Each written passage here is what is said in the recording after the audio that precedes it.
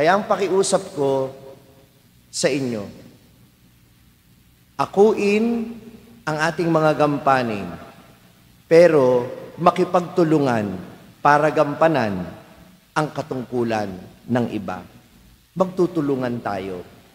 Kung si Jesus, tinanggap niya sa kanyang sarili na hindi niya kayang gawin ang misyon ng mag-isa, dapat ikaw din, aminin mo sa sarili mo na hindi mo kaya ang lahat ng bagay sa mundo. Kailangan mo ng mga katuwang. Kaya nga nang isugo ni Jesus ang 72, dala-dalawa sila, hindi isa-isa lang. Upang ipaalala sa atin, gaano ka man kagaling, gaano ka man kahusay, kailangan mo pa rin ng tulong ng iba. Amen?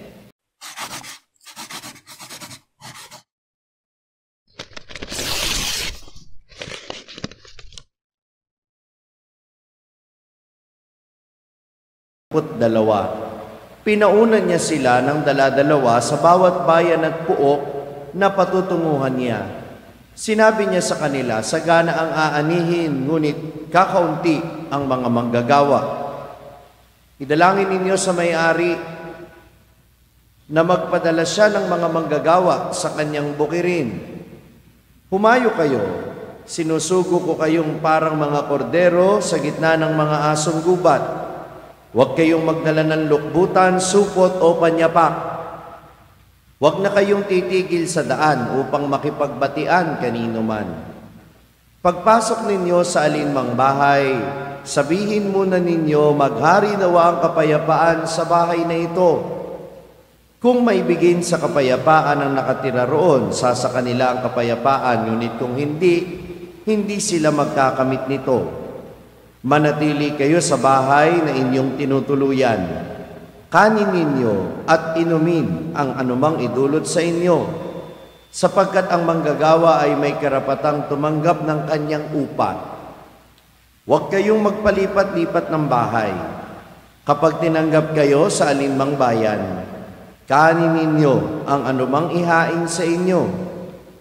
Pagalingin ninyo ang mga may sakit doon at sabihin sa bayan, nalalapit na ang paghahari ng Diyos sa inyo. Ngunit sa alinmang bayang hindi tumanggap sa inyo, lumabas kayo sa mga lansangan nito at sabihin ninyo, pati ang alikabok dito na dumikit sa aming mga paa ay ipinapagpag namin bilang babala sa inyo. Ngunit pakatandaan ninyong nalapit na sa inyo ang paghahari ng Diyos. Sinasabi ko sa inyo, sa araw ng paghukom ay higit na mabigat ang kaparusahan ng mga tao sa bayang yaon kaysa dinanas ng mga taga-Sodoma. Ang mabuting balita ng Panginoon. Pinupuri ka namin, Panginoong Hesukristo. Magandang umaga po sa inyong lahat. Tampagbati natin sa lahat ng mga nakasubaybay sa pamamagitan ng live streaming.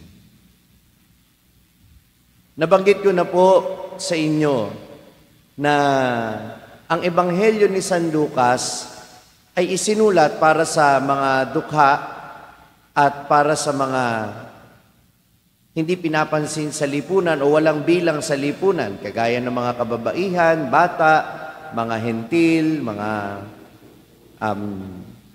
pagano, yung mga hindi pinapansin masyado ng mga Hudyo, kasama ng mga dukha. Kaya hindi katakataka na kahit si Jesus, hindi niya iniiwasan na maihanay sa mga dukha at ipinapakita niya bilang kaisa ng mga dukha. Kaya sa Ebanghelyo ngayon, narinig natin na parang kahit si Jesus ay makapangyarihan, kailangan niya ng tulong ng iba. Hindi na kontento na 12 lang ang tinawag niyang alagad, tumawag pa ng 72 at sila'y isinugong dala-dalawa.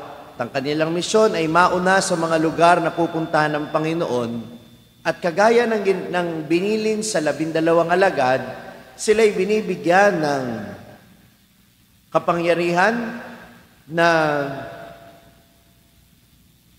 magpagaling ng mga may sakit at ipahayag na nalalapit na ang paghahari ng Diyos. Ang tanong, pinapakita ba o nais ba ni San Lucas na sabihin si Jesus ay mahina? O nais lang niyang sabihin na kahit ang pangkaraniwang tao naniniwala at pinagtitiwalaan ni Jesus na pwedeng maging daluyan ng kanyang lakas at kapangyarihan? Minamahal ko mga kapatid, ang dalawang ito ay nagpapahayag ng katotohanan na hindi natin kayang mag-isa lang tayo sa pagpapahayag ng mabuting balita. Ang nais ng Panginoon, magtulungan tayo. Ang misyon ng simbahan ay nakabatay hindi lamang sa atas ng Panginoon at sa kapangyarihang ibinigay niya, kundi nakabatay din ito sa ating pagtutulungan bilang simbahan. Alam ninyo, pag pinag-usapan ng pagtutulungan, minsan yan ang problema sa simbahan. Mapapari o laiko, kung minsan kapag masyadong magaling ang tingin sa sarili, akala mo kaya na niyang lahat. May mga pari, sa bagay, nung araw, gano'n naman, wala tayong magagawa. Halimbawa, yung nagtayo ng simbahan na ito, dati kapag pari ka, marami kang kailangang pag-aralan. Hindi ka lang dapat marunong sa Biblia. Dapat marunong ka din sa construction, marunong ka din sa medisina, marunong ka din sa town development, marunong ka din sa batas ng sibil o batas ng pamahalaan, dahil expected na bilang ama ng pamayanan, ikaw ang magtatayo ng simbahan, mag-iisip kung saan maghukay ng balon para makakuha ng iinumin yung mga tao. Ikaw din ang maghahanap ng pagkain. Ikaw din ang mag-iisip kung paano paplanuhin yung bayan. Kaya karaniwan po ng disenyo ng mga bayan, ang may design po niyang pare. Kaya noon, sabi nga sa Ingles, you have to wear multiple hats. Marami kang kayang gawin kapag pari ka. Pero ngayon, napakadami na hong professional. Hindi ko kinakailangan magpaka-engineer. Hindi ko kinakailangan magpaka-arkitekto. Hindi ko kinakailangan na magpaka-doktor. Kaya pag lumapit kayo sa akin at sinabi ninyong may masakit sa katawan ninyo, hindi ko kayo bibigyan ng reseta.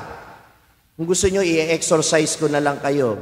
Baka sinasaniban kayo ng demonyo. Biro lang po iyon. Pero ang gusto kong sabihin sa inyo, no, minsan may lalapit.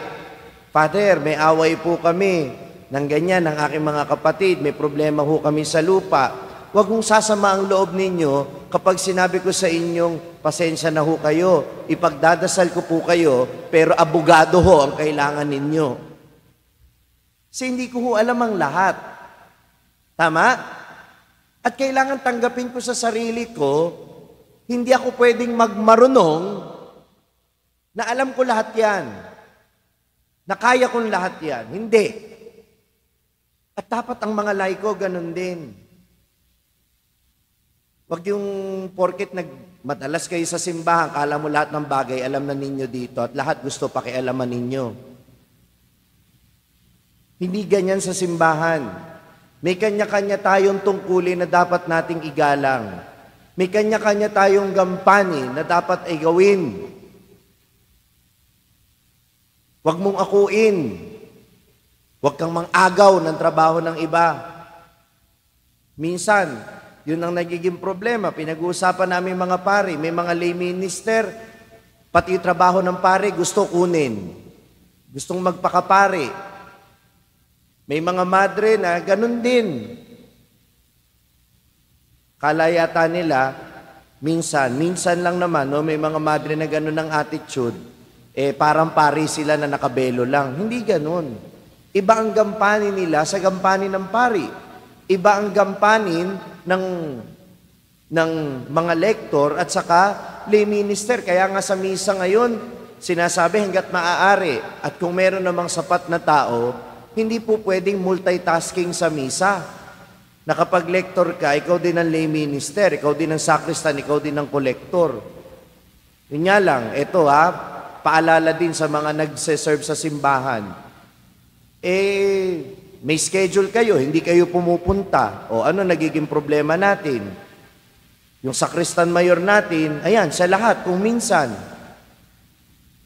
Magbebel sa simula ng misa, kapag pagbasa, pupunta dito sa lectern. Dahil walang kolektor, pupunta dyan sa harap. Sa gitna, siya rin ang mangungulekta. Siya na lahat. Bakit? Kasi hindi ginagampanan yung inakong tungkulin. Na ikaw lang dapat ang gaganap noon, pero dahil wala ka, kinakailangan gampanan ng iba para sa iyo. At ito yung pangalawang attitude na mali. Yung una, gusto mong akuin lahat. Pangalawa, gusto mong ipaubaya sa iba ang lahat. Halimbawa, ang ebanghelisasyon, yung pagpapaliwanag ng pananampalataya. Kayo, may mga anak kayo, apo, meron kayong mga pamangkin. Tama o mali? Tama o mali? Nung araw, alam niyo, sino nagturo ng pananampalataya sa inyo? Hindi pa uso katekista nun. Huwag niyo sabihin sa akin, katekista po. Nung hindi pa uso katekista, sino nagtuturo? Magulang, kapamilya, minsan kapitbahay. Tama o mali? Kaya wag ninyong ipaubaya sa aming lahat. Lumapit kay Father. Totoo naman, magtuturo naman kami kapag lumapit sa amin. Pag nagtanong, sasagutin naman namin. Pero pag kayo na ang nandun sa bahay, kayo na ang pinagkatiwalaan ng Panginoon. Kayo ang dapat magturo sa mga anak ninyo. Kayo ang pangunahing tagapagturo sa mga apo ninyo, sa mga pamangkin ninyo, sa mga kapitbahay ninyo. Kaya dapat may alam kayo. Ang problema sa atin, lahat ng latest sa showbiz happening, alam. Pero pag tungkol sa pananampalataya, meron akong kilala, kabisado ang pangalan ng mga K-pop. Kabisado ang pangalan ng mga bida sa teleserye. Pero hindi kabisado ang pangalan ng 12 alagad.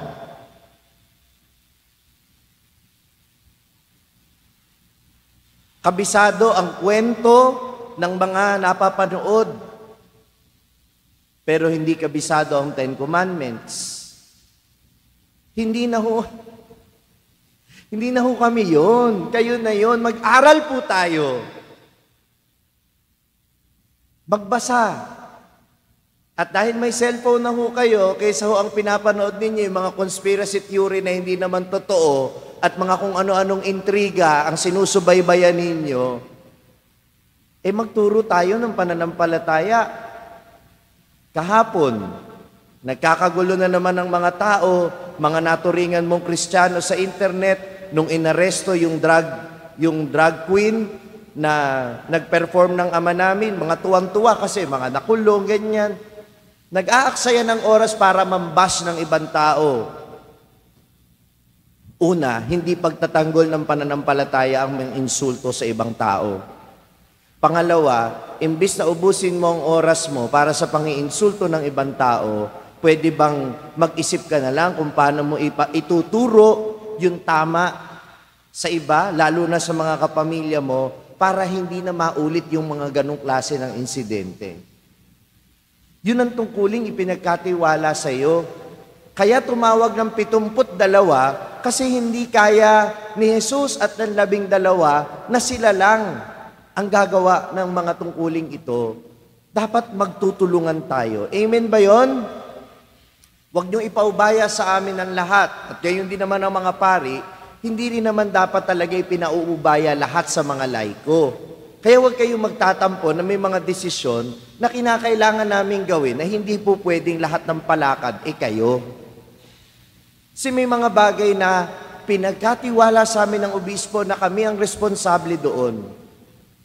Kaya ang pakiusap ko sa inyo, akuin ang ating mga gampanin, pero makipagtulungan para gampanan ang katungkulan ng iba. Magtutulungan tayo. Kung si Jesus, tinanggap niya sa kanyang sarili na hindi niya kayang gawin ang misyon ng mag-isa, dapat ikaw din, aminin mo sa sarili mo na hindi mo kaya ang lahat ng bagay sa mundo. Kailangan mo ng mga katuwang. Kaya nga nang isugo ni Jesus ang 72, dala-dalawa sila, hindi isa-isa lang.